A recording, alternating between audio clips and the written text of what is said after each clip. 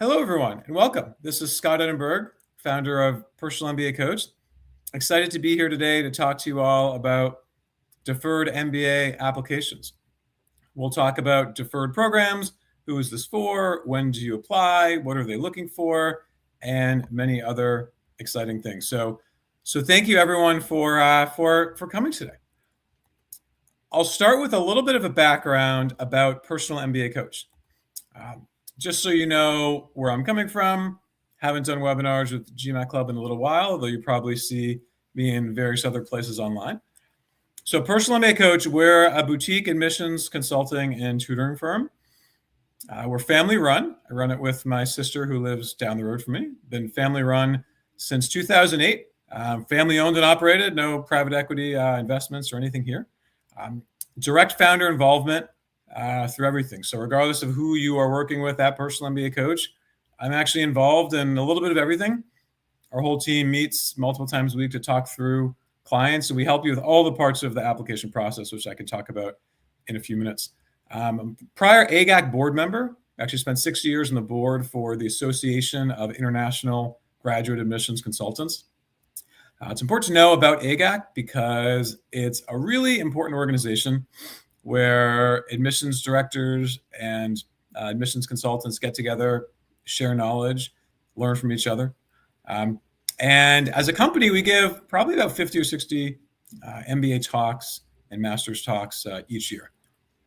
So we have a lot of resources to give, project management systems, essay guides. Our edits are done within 2 days and 7 days a week. And we have former admissions directors and M7 MBA interviewers. So we're number one based consultant in the country last couple of years on Poets and Quants. The top boutique firm for 3 years in a row, actually. This is globally 96% success rate for folks getting in for over 18 years. Last year, our clients got over $11 million in scholarships. So those are just a few things about us. Now, myself, I went to MIT for undergrad, studied economics and business at Sloan, was a teaching assistant for one of the MBA courses as an undergrad, and started working at Deloitte doing mergers and acquisitions consulting work. And then I went to Wharton for the MBA. My sister is a former Forte scholar, went to Yale on a huge scholarship, and has experience across consulting, food, and travel and hospitality, worked at Bain. And these are some of the consultants on our team. I won't run through everyone today, but just so you get a sense, we have former admissions directors and graduates from many of the top schools that work for us as consultants. MJ used to be at Wharton and UCLA. Frank was a former Kellogg admissions director, also the recruiting lead at Deloitte. Ade's former Bain, former HBS admissions fellow. Cyrus, also HBS MBA. Richard's another Wharton MBA consultant, and also did the HKS program at Harvard Kennedy School. Lacey's our Stanford consultant, also Penn grad. And Betty used to work at McKinsey and is a former Columbia admissions director. Actually just left Columbia a couple weeks ago. So we have some of the most recent M7 experience possible on our team, and also an HBS grad herself. So these are some of the consultants that could help you with the application process. Okay, so we can help you with all the different parts of the process. Like, let's say you're early. If you're here talking about the deferred application, you might be in your last year of school. You might be in your second to last year. You might be a freshman, just excited about the process. So we have these early planning options where we can guide you on, how you can improve yourself between now and when you apply. We have some of the best tutors in the industry, 99.5 percentile, test takers, and a super robust and structured way in which we can teach you the test for the GMAT, GRE, or executive assessment. So let's talk about deferred. So is a deferred program the right choice for you? In case you don't know what a deferred program is, maybe you just logged in because GMAT Club is cool, or I was here, or a variety of other reasons. And if you like the video, feel free to click like throughout. If you don't like it, maybe click like anyway, and then email me some feedback later. But if you're not sure what a deferred program is, if you're a student in school, right? So you have to be a full-time student, not graduated a year ago. So full-time student now, or if you graduated in December, right? So if you just graduated in December, you also qualify for most of these schools. You're in your final year of studies, so you don't have more schooling to do, and you want to start an MBA in the next couple years, 2, 3, 4, 5 years. In this case, a deferred program, might make sense for you. And the thing about, deferred that's, I would say, really exciting is it gives you the chance to, apply now and apply with what you have today, right? Because they're evaluating you based on the things that you have done so far. So sometimes people come to me and they say, well, I might not be a deferred candidate. I have not done finance or I have not done consulting. Well, actually, deferred admissions committees just want smart people. Take a school like Columbia or Wharton. They want the best talent. Doesn't matter where you come from. Take a school like Harvard. They want STEM, and they come out and write it on their website publicly. We're looking for STEM folks. So if you come from a non-business background, let's say like a non-traditional background, that's okay. They want people that know that the MBA is the right next step for them, but that if they don't take the candidates now, the schools might not get them later. Meaning, if you're going to go off and do some sort of a risky thing over the next few years, maybe you apply for an MBA later, maybe you don't. Now, for you, it's good because you can really lock in your spot. Now, if you're sitting here thinking, okay, I'm not sure if I want to do this, and I should take a step back and say, we do a lot of deferred work. I think we do more deferred work than most people out here that do this admissions consultancy. So it's a huge part of our process. And so we often answer the question of, well, what's it going to do for me, right? Just lock it in. If you get a deferred acceptance, you don't have to go. You put down a deposit, and then the deposit's very cheap. And within a few years, you'll know more about your life and your career. It gives you that optionality, right? The recruiting market's really tricky now. You might have a job. You might not have a job. You might want a chance to just, have an early acceptance to a program. Now, if you don't get into your number one choice school, some people come to me and they say, well, what if I don't get into my top choice? I don't want to settle for X. Well, you could always reapply later to your number one choice. Now, other things to think about, okay, timing-wise, right? So if you're watching this live, it's January, okay? So where I am, it's January 20th. Where you are, maybe a little bit off there. Great time. We're just about to get the deferred folks started. So if you sign up today, you're not behind anybody, because people typically just start the applications around now and they submit them in April. So you have plenty of time to do your applications. Is the deferred pool more competitive? Yes. Okay. It is harder to get in through deferred. I won't sugarcoat this. It's a challenging way to go through the application process, but it's not impossible, right? It's a little bit harder. The way to think about it for deferred, you don't have people just sort of lobbing in an application. You have to think about it. You have to be in school. You have to take time away from studies to go here. So if you're here now, you're probably not, some lazy football player. No, nothing personal. You're probably really strong, right? And so the applicant pool is strong. But the acceptance rates from a numbers standpoint are not that different. It's just that the pool tends to be strong.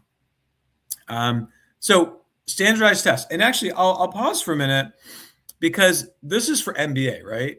But you might be sitting here thinking, well, maybe I want the MBA. Maybe I don't. I want finance. I don't want to spend 2 years. I want finance. Maybe I'm not getting a good job now. Okay. The recruiting market sucks. I don't have the right opportunity. Maybe a master's in finance is right for you. We do a ton of master's work. And if you visit personalmbacoach.com, we have specialized master's packages and we have deferred packages. And you can apply to both deferred and specialized masters at the same time and decide where to go. Specialized masters, I mean master of finance, master of management, master of accounting, the list goes on. And so that's where you start a program right after school. And you're not quite at that same level of an MBA. It might not be as sexy as like a, master of business administration, but it's better than an undergrad. And so it gets you that sort of interim job. You could always go for the MBA later. So standardized tests, and I will take all the questions at the end. So if you have questions, please ask them and I'll go over all the questions afterwards. So standardized tests, do I need a standardized test score? Yes. What if I don't like taking the test? Tough. You need it. We can help you. Again, we have incredible tutors. And it's a good time for us because we spend many months of the year, honestly, on a waiting list for tutors. But January is a little bit quieter. And so you have deferred and you have part-time and you have executive MBA and you have round 3. But the full-time round 1 and 2 just finishing up.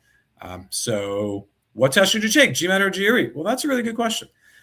Let's say if you're good at math, okay, and you are a math major or a finance major or you're in banking or whatever, quants is your friend. GMAT is probably going to be your friend as well. Let's say math is not your friend. You don't like quant and you've never liked quant. Well, GRE might be your friend. But I'm also a non-native English speaker. Is GRE really my friend? I don't know. How much vocab do you know? So GRE tends to be harder in verbal and easier in quant, and GMAT is harder in quant and easier in verbal. So all things being equal, take the test that's going to be better suited for you. Now, if you put a gun to my head and say, okay, well, what's actually better, right? I feel the GMAT's going to be better, all things being equal, because the test is a little bit more challenging. But if you take the GRE, you can absolutely get in. And schools are often coming to parity. Now, one thing admissions directors won't tell you, they won't slice and dice and say the percentage of people who took a test like by major or by work background, right? Let's say if there's an education or nonprofit candidate and an investment banking candidate, the percentage of GMAT and GRE tests might vary, let's say. So what is a good score? So most of the schools will release their averages. Well, all of the schools release their averages. And you want to think about where do you need to hit relative to those averages. So you might know how this process works. They need people from a lot of different backgrounds. And so if there's an overrepresented candidate, like I just got off the phone with someone who's an Indian male working in finance with a very good test score, but for him, it's average. Okay. It's very good relative to the average scores for the schools, but then Indian males in finance, left and right, getting 20, 30 points higher, right? So you just need to kind of know that. Some people can get in with scores that are below the average. Everyone needs something slightly different, and we can help you to figure that out. So it's hard to say what is a good score, but we'll go over the average scores for the schools. Don't get scared by them. You might need to do a lot better, or you might be able to get in with a score that's a lot lower. Goals can be broad and less exact, but not like random and unclear, right? So when I say broad, I don't mean I'd like to go to business school to help find myself, to be a stronger team leader and, be an overall better business professional as I rise throughout right? I'm saying gibberish. I'm not saying anything. When I mean broad, I mean, you don't have to say I'm going to be a digital streaming music expert for this company doing this thing because you're in college. They might not know, or you're in grad school. You could be if you're in a 1-year grad program right after college, you could still apply. You might not know exactly what you want to do, but you need to still be pretty directionally correct. Your goals should include some pre-MBA work. And we actually just talked about this in our team meeting today because we have a little goals guide for everyone. I'll go over what we do in a few minutes at the end. Post-MBA, you have your short-term goal and your long-term goal, but then you have to also tell the school, what are you going to do between now and when you start your MBA? So what's your pre-MBA work if you have a job? If you don't, then what do you want it to be? Leadership and professional experience do matter, right? So what do I mean by this? Leadership, what happens at college? Are you someone who is the head of a lot of different clubs? Are you coming on campus with a big power presence? Are you watching Netflix, in your dorm and not doing a whole lot, right? Professional experience matters. It's not that there's a specific type of job that you need. And I want to be clear because some people say, well, I don't know that I qualify. I don't have that job that my friends have. There's no job that you need. They just want to see that you've done stuff, right? And test scores are very important because deferred candidates tend to do well testing wise. So maximize your test preparation. Start as early as possible. What does that mean? Today, right? Start now. If you're thinking about applying to a deferred program, and you're in your last year, start now. Now, if you're applying next year, I actually had 2 calls with people that will be working with us for deferred applications applying next year, right? So they're starting, they're going to submit their application in 2027 rather than 2026. You don't have to start today, but if you're applying now, start now. It's going to take you a few months to get a score, probably. Get a test, right? See what your baseline is. Figure out what works best for you. If you're a self-studier, let's say you took, a standardized test to get into college and you did really well on it, studied on your own, you're a genius, and you just need to look at the book and you get it, fine, do that. But know yourself, right? Because we find one-on-one tutoring really helps. It's not just because we offer it, it sells out on its own. It's because it's very effective. Where we have a set of materials that we tend to recommend you to use. We go over tips and tricks. We show you what the structure should be, how to answer questions more efficiently, effectively, going through drills, practice problems. We have 10 tutors at Personal MBA Coach. My couple heads of tutoring have 25 years experience each in building and running tutoring companies. So if you need help, reach out and we can talk about that. And one note just on us in general, in case some people have to jump off, we do offer consultations only if you're planning on hiring us. So be very direct. I do the calls myself. As the founder, you would be talking with me, and I would only be interested in talking with you if you're planning on hiring us to work together on the applications. You're doing your research, you're thinking about different firms, you're thinking about who to hire, you've gotten a sense of our packages and prices, and they're roughly in range. More than happy to schedule time to discuss. Unfortunately, because I do them all myself, we do not offer free profile consults. So recommendation letter strategy, okay? What is this? What is LOR? LOR, letter of recommendation. What's the strategy here? If you are busy and you're multitasking and you only want one bullet to take away, ding, ding, ding, listen to this bullet. Ask someone who will write an amazing letter. That's really all that matters, right? Because the quality of these letters are all really, really, or the quality is really good. And so if the letter isn't amazing, I don't care that they were, Goldman Sachs's highest ranking, XYZ in the world. It doesn't matter, right? If the letter isn't incredible, then it's probably not going to work to get you in. So ignore the title. The title of the person doesn't matter at all. Make sure that they've worked with you for some time, or, when worked with you, I should say professional or academic. Either one is okay. Start doing things now that you want them to write about.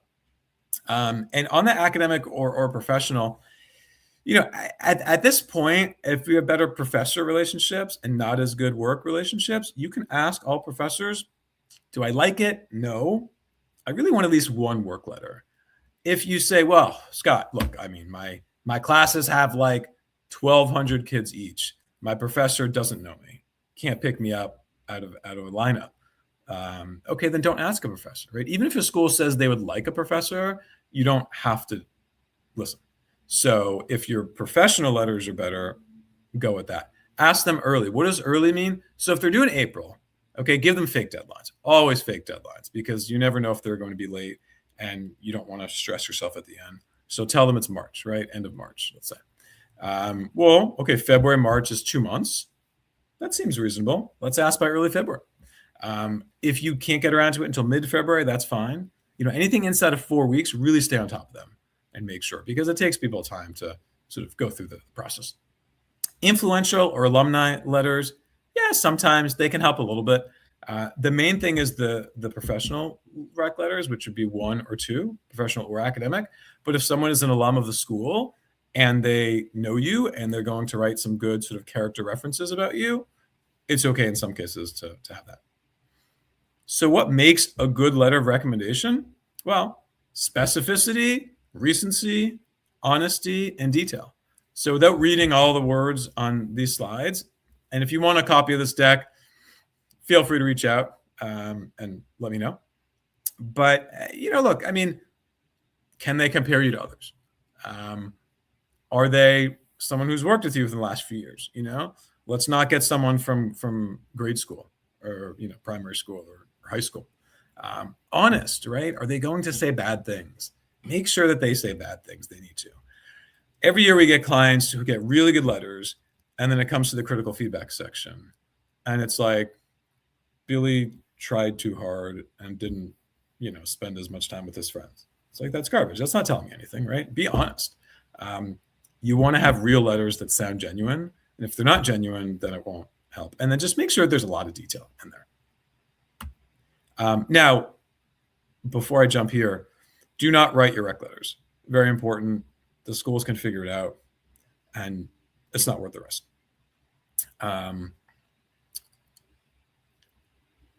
What else should you be doing? Start to align these important stakeholders and start to get to know schools, right? So attend sessions, right? They're virtual sessions. There are in-person sessions too, but don't worry if you don't find one. There's not as many. Discuss the process of pursuing this, right, with your recommender. They might not be as familiar with what a deferred MBA is, and they should be. Even if they've written a regular MBA rec letter, tell them about, deferred. And then seek out folks in your network, right? You can learn from them. Even if you hire a consultant, right? It's nice to talk to students, to get to know their experiences, get to know the process, and the schools actually see that engagement, and they like to see that you are engaged. So I'm going to talk about essays now. So the essay process, and to take a step back, right, to apply to schools, you need to write essays. Sort of obvious, but maybe not for everybody. You need to write essays. So there's the resume, there's rec letters, there's essays, there's little short answers in the application. And when you work with Personal MBA Coach, we actually have a little short answer guide for all the deferred schools. Spits out all the things you have to write within the application to make your life easier. There's rec letters and there's interview prep. So essay is a big part of the process. So you got to brainstorm, outline, draft, edit.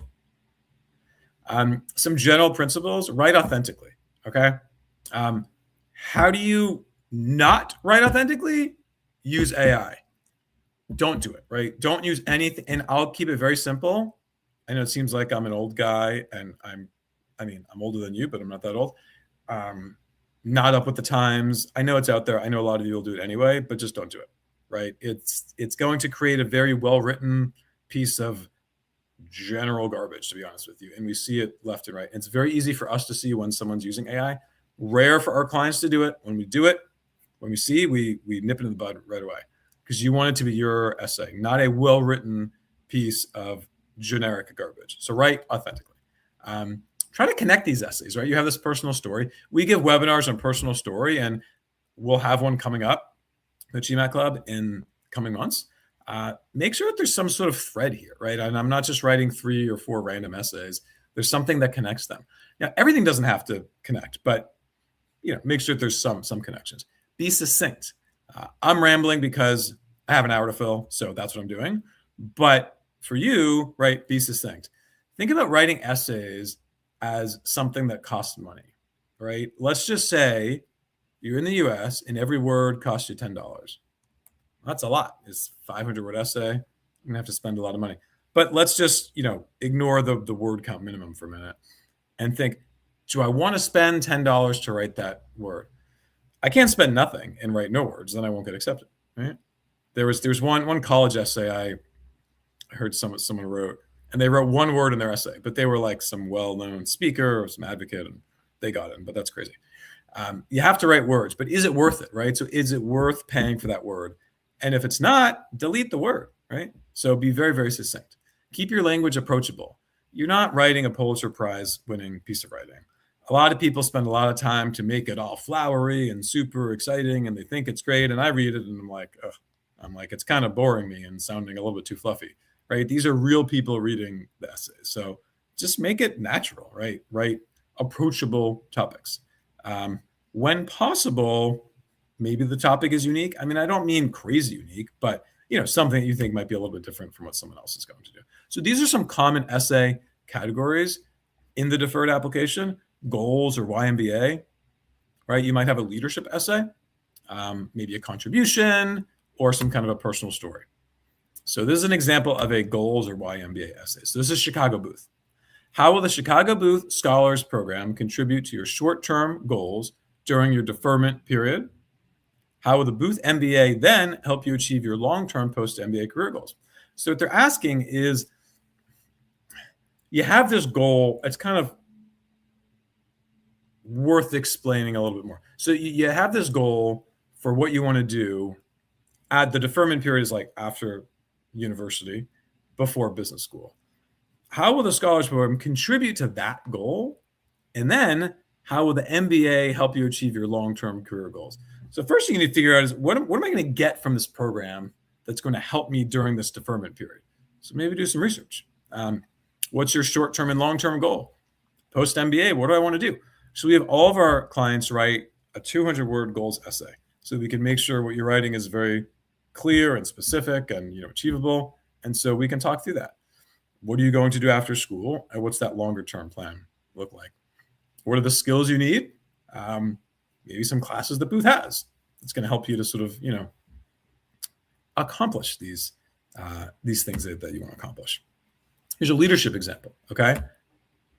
HBS 2+2, what experiences have shaped how you invest in others and how you lead? So this is a leadership essay, right? But we can have some elements of your story here. You want to be very specific. And so when they say, what experiences have shaped how you invest in others and how you lead? Well, tell me what happened, right? So I did this project where I saw so-and-so did such and such, and I really needed this to happen. But instead, I only saw that happening. Well, that required me to do this thing, to work with this person, to get this thing accomplished at the end. It taught me this, and it showed me that in order to connect to people, you really have to understand them from a socio-emotional standpoint and figure out what their passions and motivations are, right? I'm making this up as I go. That isn't the best answer in the world. The point is you have to have something that's going to be specific. Let the reader see the kind of leader you want to be here. You don't need to mention Harvard here at all, right? So you have to have more than one experience. And leadership, you have to lead. I mean, you're in school, so you haven't done crazy things probably, but you at least have a couple experiences that made you who you want to be now, and then give a sense for what you want to do going forward. But don't talk about Harvard. Sometimes people write let me write 50 words about why Harvard. Harvard doesn't want to know about why Harvard, right? They know they're good, and they don't need you to tell them that. So Kellogg has a slightly longer word question. So Kellogg leaders are primed to tackle challenges, boredom to the neighborhoods, describe a specific professional or extracurricular experience where you had to make a difficult decision. Reflecting on this experience, identify the values that guided your decision-making process and how it impacted your leadership style.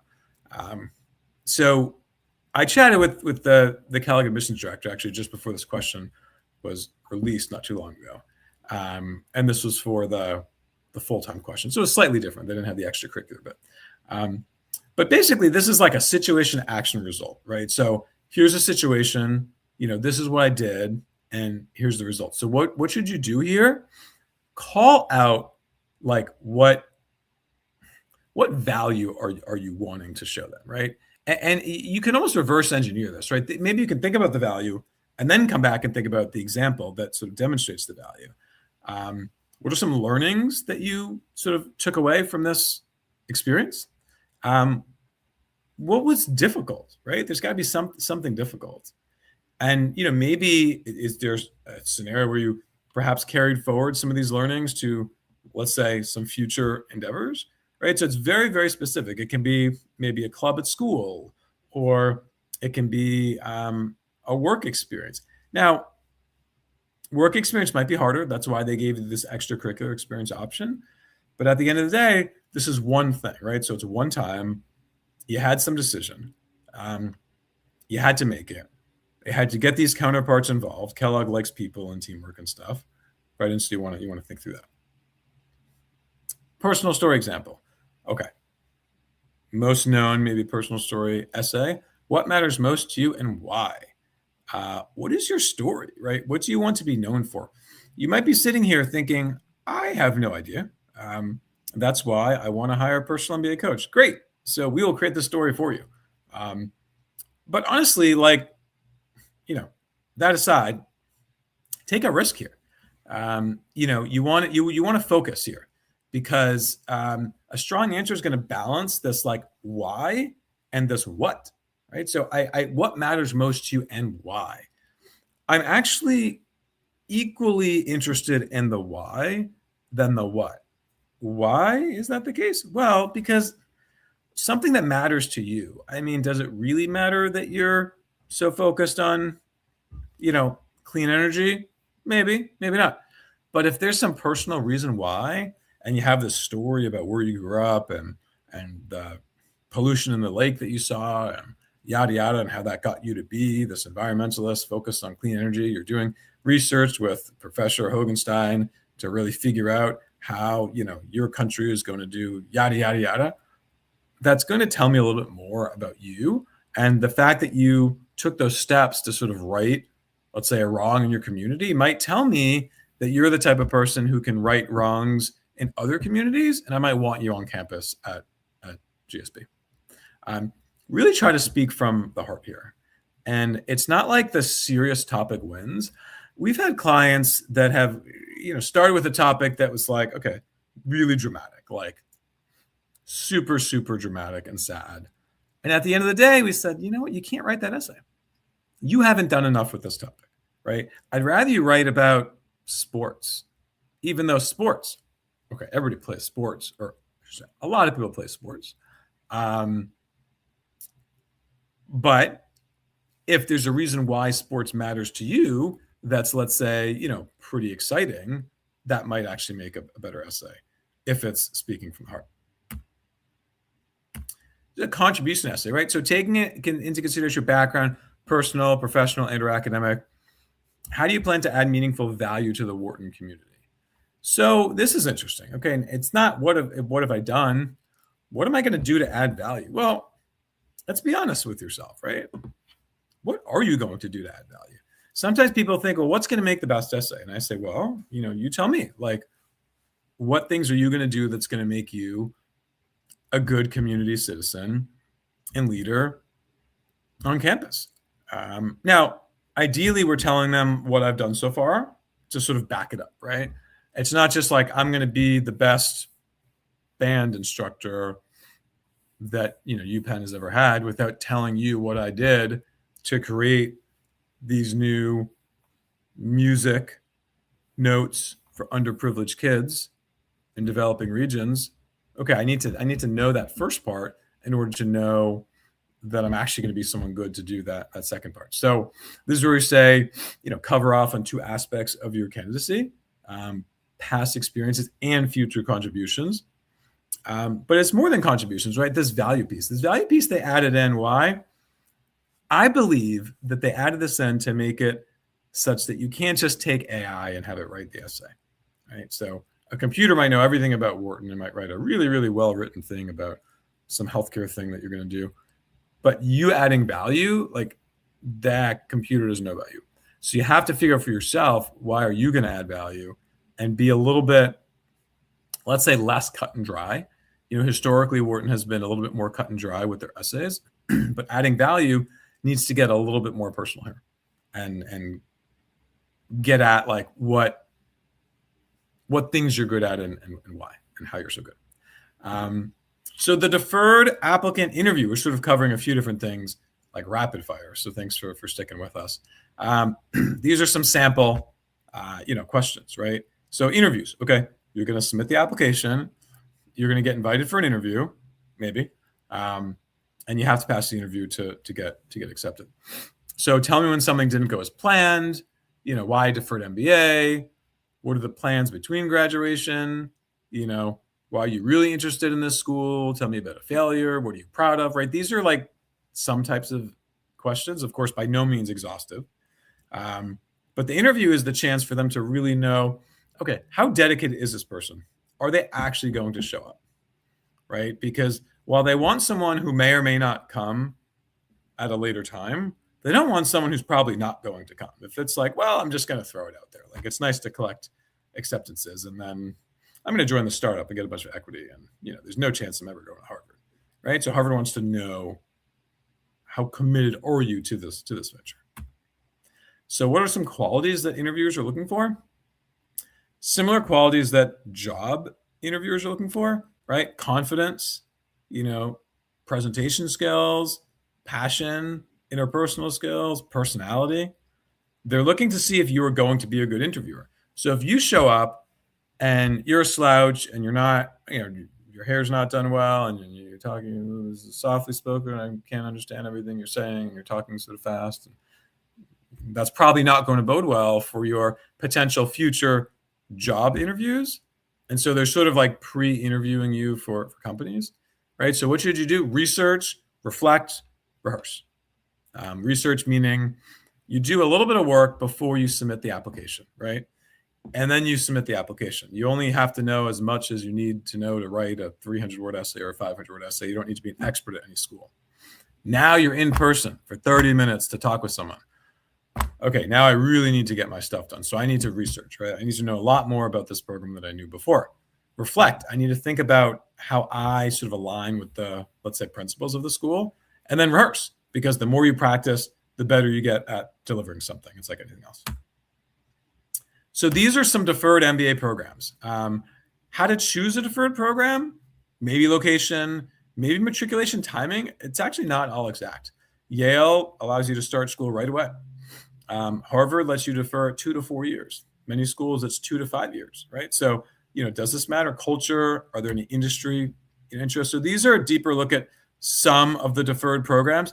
There's like 15 or so deferred programs now. And so we're not going to look at all of them just in the interest of time. I've got 38 minutes past the hour already, but we're going to look at some of them. On our website, Personal MBA Coach, we have deferred pages for all the schools. And so you can, click on the website and learn a little bit more about the deferred process. So Stanford. Stanford's test scores are really high, right? So a focus average of 689, that's a focus average. Really high. Deferred length can vary.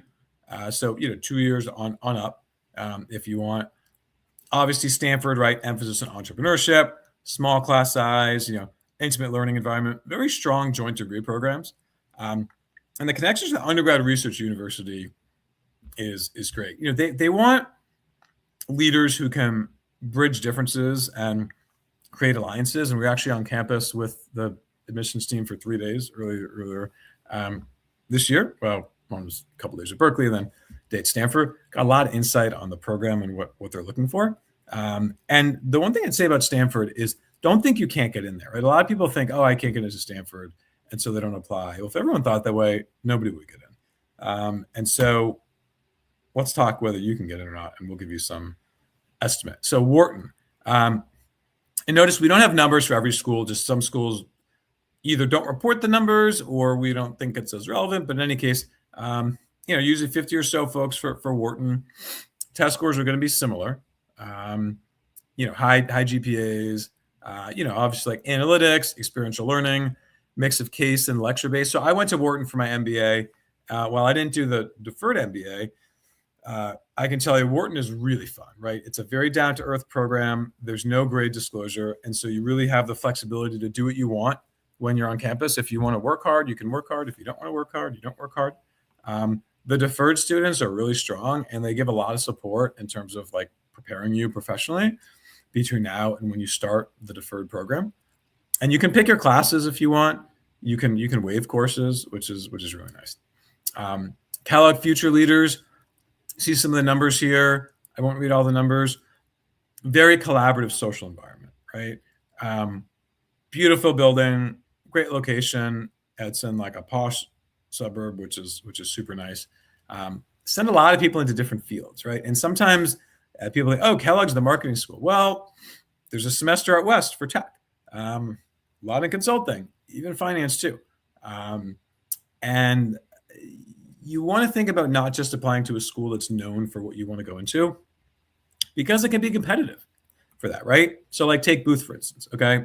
Booth, a little bit more analytical, a little bit more finance, right? A lot of economists that teach courses on the theory and practice, very flexible in courses, right? So there's no requirements, which is great. But if you think I'll apply to Booth because I want to go into banking, but not Kellogg, okay, maybe. But maybe there's more people at Booth to actually compete for those jobs.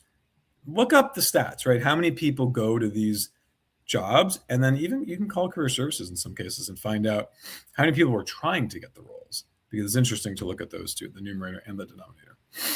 So my other alma mater, MIT, high test scores, of course. MIT cares about quant, right?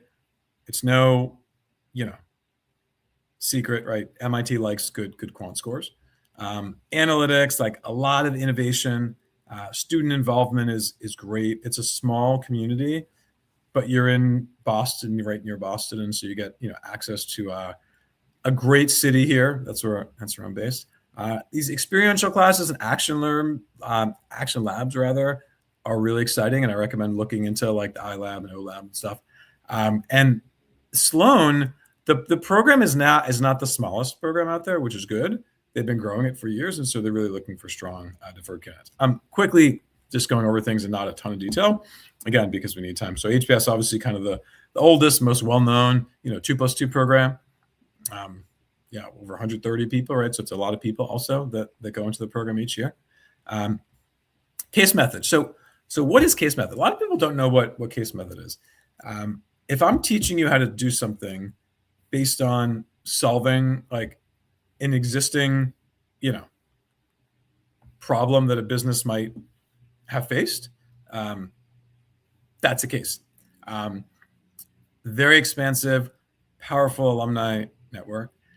You really want to know why you want to go to Harvard. Not that you have to write about that in an essay, but make sure that you show them, I want to go. But again, if you don't take me now, I might go and do these other different things later. So if you're coming from a consulting background, you're going to consulting or banking, and you are thinking about, how to sort of pitch that, maybe the sales pitch is, okay, I'm going into banking for a couple of years, then I'm going to go and do this like startup thing, and then I'm going to come back. So there is always a way to sort of pitch yourself, let's say, based on your background. So Haas has this accelerated access, as they call it. Again, good scores, numbers, not terribly different from, the others. Small class, right? Berkeley and the Haas program, beautiful campus. They've hosted us multiple times. Love their admissions team. Great new building. There's a lot of support, right? And so you're in like a huge university ecosystem, but Haas itself is a very tight-knit community. And they like analytics. So if your quant score is really, really bad, maybe look elsewhere. They don't like the super low quant scores as much at Berkeley. A lot of these applied in innovation courses, which is exciting. And you're close enough to Silicon Valley, but also to San Francisco to benefit from both. Again, a lot more. I'm really intentionally not going into a ton of detail. I'm more just sort of telling you which schools have the deferred from the top programs. Columbia has a big deferred class. Columbia likes test scores, really like test scores. So if your score isn't great, take it again. A lot of theory and practice, no majors, so there's quite a lot of flexibility there. This is a beautiful picture of one of their two new buildings. A lot of focus on mixing like in and out of the classes. So based on them being in New York, there's a lot of advantages, and you want to show them that you want to be in New York. There has to be something that pulls you to Columbia besides just the university. So why is this person going to really, leverage the New York City living experience? And by extension, why do they want to come here? Yale Silver Scholar. So the first year you're going to go to Yale. So if you apply now and it's January and you submit in April and you get in by the summer, you're starting in the fall. So you're starting school right away. Then you take a year off and you have this full-time job internship. And then you go back to Yale. So it's a very different structure. So that's the biggest thing to call out. Of course, there is this history of like social impact and nonprofit, but most people don't go in there. So don't think, oh, Yale's a social impact school. It's not just a social impact school. Undergrad university is very closely tied. Amazing team, beautiful buildings. This integrated curriculum is really exciting. So you're not just going to learn about finance. You'll take a course as a supplier, as a customer. The biggest thing to call it is the timing of the program. So if you want to start right away, that's going to be your place to go. Darden Future Leaders, right? The second sort of all case method school, because a lot of schools have balance of case and lecture. once you're there, Darden is hard, right? If you want to go to school the coast, don't go to Darden. It's a tough program. Charlottesville is a super fun environment. A lot of nice cultural experiences that you'll find there. So if you feel like, oh, I don't know what Charlottesville is, go and visit. Okay, it'll show interest. It'll show dedication. So our clients go to all these top schools and others that we're not talking about here. So a little bit more about what Personal MBA Coach does, right? For those of you who are looking at hiring a consultant, we talked a bit about the tutoring beforehand. Now we can do the tutoring at the same time as the actual applications. So balance your time. It's nice to keep everything under one roof because that way we're managing what you're doing each week, day in, day out. As the founder, I have direct connections with tutors every week. So I know what's going on, where people are scoring, and we can really make adjustments and school recommendations accordingly. We'll brainstorm, we'll learn about your background and hobbies and challenges, what are all the different key threads about you I want to highlight. We'll go over the personal story, which should go on the essay, resume, rec letters, obviously school selection. Now, this is big. Some people have a really risk-averse approach where they'll apply to reaches, targets, safer schools. On average, applicants apply to about 7 deferred programs, half of the list, right? Some people apply to 12, 13. Others say, I just want to apply to like 4 or 5. If I don't get in, that's fine. So you really want to think about your school selection when it comes to your risk preference as well. Resume editing, we have a resume expert on our team that's going to tear apart the resume, make it as perfect as it can be throughout the process.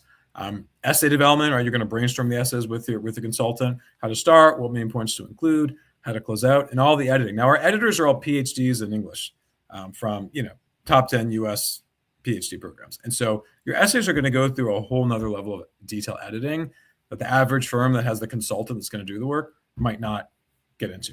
And so that's something I'm happy to go into more detail offline as far as what that looks like. But you have regular check-ins with your consultant. You can connect each week if you want. It's too busy each couple of weeks to go through and make sure that you're doing all the right things. We have a super robust project management tool to get everything needed done. We guarantee you'll love the whole process, and our clients do really well getting in. And once you get to the interviews, you have former interviewers on our team that do the prep. So everyone that does interview prep used to be an interviewer at one of the top schools. So we have this ebook, Deferred MBA Programs Essay Analysis ebook, and you can download it here. I know you can't click on this, but you can copy and paste it and download that afterwards. So I'll leave that up there for a second. And then I'll go back to this. If you want to learn more, okay, if you're thinking of getting help on the applications and you've got our budget or say, pretty close to it, right? Then schedule a consult. We'll talk about you a little bit more. You can learn more about us. We can figure out what we can do together. Again, we don't offer free profile calls, but if you are planning on hiring a consultant, please visit our website to take a look at our packages and prices, and then be happy to schedule time to talk about what we do. So with that, let me go to questions. If you haven't asked questions yet, now is a great time to ask any questions about the application process. So let's see if anybody has questions. Okay. So is it for, folks that have just graduated school, or if you have experience in a different field? Yes. So it is, as you say, for absolute freshers. So you have to be currently enrolled in a program or have just graduated in December.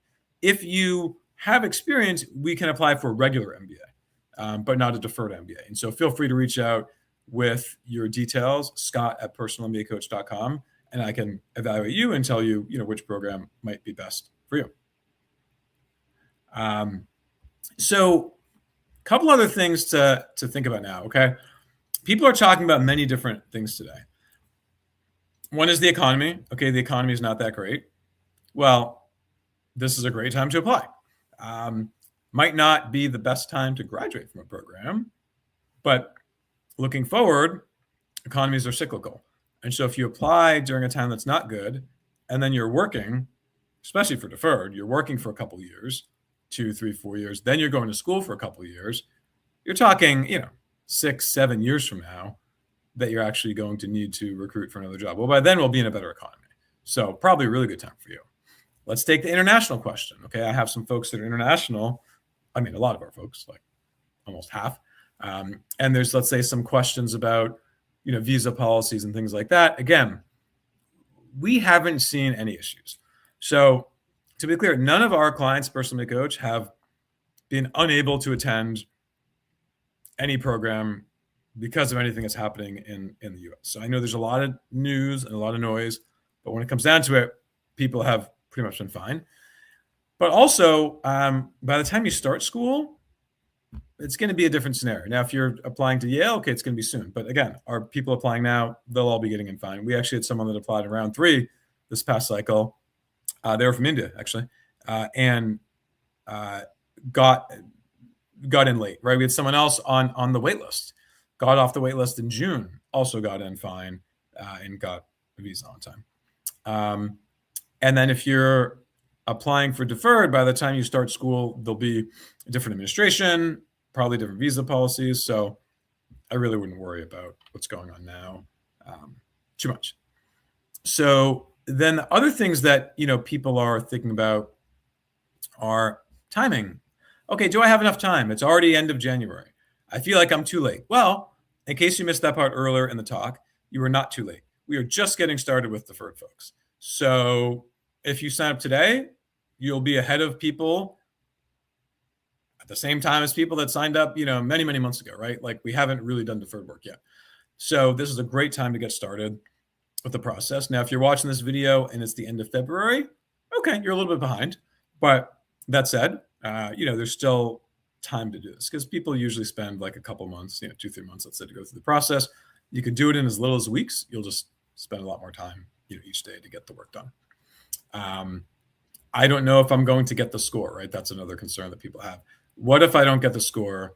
And then what do I do? Well, it's sort of like a chicken and egg situation, right? If you wait until you have a score and you're just starting to study, I can tell you're probably not going to have time because it takes time to get a test score, unless you're some sort of genius. If so, let's have you be one of our tutors at some point once you get more experience tutoring.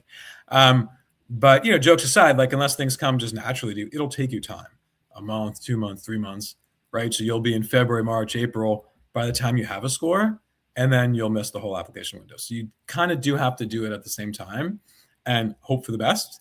And if you get a score that's decent to submit, great. If you still want to study, you can still study.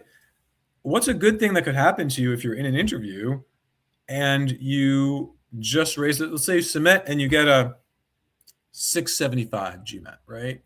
You're an overrepresented candidate. You submit, you're like, well, shoot, I'm not going to get it with 675. I know that. I keep studying. Bam, I get a 695 3 weeks later. All of a sudden, I'm interviewing for Columbia or Wharton. During the interview, I tell them about my 695. Well, they're going to write it down, right? So while officially they don't, quote, take later scores, they will write down updates in the interview. Or if you get on a wait list, then you can also communicate to them on the wait list as well. Let's see, what else? Benefits of doing the deferred for a future application. There actually is a benefit of applying to a deferred program now, even if you don't get in, crazy as it sounds. It increases your chances of getting in later. Why? Well, because they see that you're dedicated and they see that you're a strong candidate and a strong student who will do well in a future application and in life. If you are a college senior and you're applying to business school, you're good. Again, you're not that lazy a football player, right? So it's even if you don't get in, I mean, it's literally easier to get in the future if you apply through the deferred process. So net, it really is highly recommended that you consider the deferred process. Now, let's say if your GPA is really low. I'll be honest, right? This is not for everyone. If your GPA is really low, do not apply during the deferred process. And if I shattered your dreams, I'm sorry, but I'd rather tell you now and not take you on and have you spend resources on us or yourself. But if you've got a 3.0 GPA, you're rocking a 3.0 at a 4.0. I don't think we're getting into a top deferred program. At least not like a top tier deferred program. We do see candidates with low GPAs get into business schools all the time, but it's more likely in the non-deferred process. So deferred schools are looking for good GPAs. Now, if you're looking for, Emory versus Wharton, okay, so the GPA requirements are going to be a little bit different. But for most of the top programs, they are looking for really good GPAs from the deferred pool. And when they take people with low GPAs, which happens, they really need everything else to sort of offset that. And when you're in school, you don't have enough that you've done so far. So let's say they count the GPA a little bit more. Now, if you've been working for 5 years, you've developed this best career possible. You've started a nonprofit, you're on the board, you're like the fastest promoting, person at the company, and you've got a low GPA. Okay, it's easier for them to stomach that, but through the deferred, it's harder. So if your GPA is really, really low, probably better, not to consider the deferred process. If you're not sure, feel free to reach out. We'd be happy to help. So again, even if you, let's say, don't have an interest in engaging a consultant, and most people do hire consultants to get in, but let's say if you are not, for whatever reason, visit our website. We still have a lot of helpful information, personalmbacoach.com. We have a newsletter that we send out once a week. You can subscribe, unsubscribe, whenever you want. We'll have no idea. And it just gives you some tips. And again, if you do want to get help on your applications and you're looking to engage us further, feel free to scan here, type in personalmbacoach.com, and we can schedule time to chat. So if you like the video, feel free to click like here, and wishing everybody the best of luck. Thank you so much for coming.